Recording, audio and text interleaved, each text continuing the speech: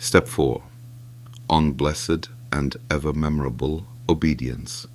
Paragraph 56. But the practice of the above virtues is unknown to the solitary, for his rigors have brought him conceit and suggest to him that his achievements are due to his own effort. Saint John Climacus continues from his preceding teaching on the greatness of humility acquired through obedience. The eremitic life offers no occasion for the cultivation of this virtue, despite the far greater severity of its ascetic discipline. And it is precisely this that may become the cause of the hermit's fall. If his ascesis is not accompanied by proper self-examination, it can lead to spiritual blindness. He becomes vulnerable to the temptation of regarding his attainments as entirely his own work. His achievements, whether in spiritual growth, self-discipline, or the attaining of interior peace, he may easily misread as the fruits of his own strength and will. If the hermit fixes his gaze solely upon his own effort and upon self-perfection for its own sake, the true nature of the virtues may escape him entirely. Humility, love of neighbor, compassion, forgiveness. These virtues are most often forged in encounter with other persons and in the acknowledgement of one's own imperfection, things far more difficult to attain in the solitude of the hermit's life. This is beautifully illustrated by a story preserved in the Evergetinos. It tells of a monk who had fallen into grave sin.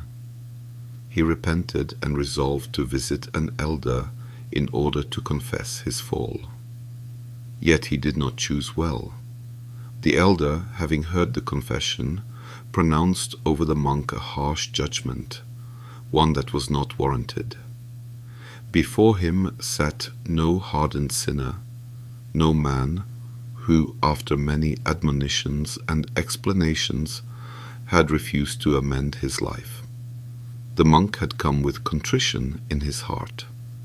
The reason for so severe a condemnation was most likely this: the elder had never himself tasted the bitterness of such a fall, nor the state of heart that follows upon it.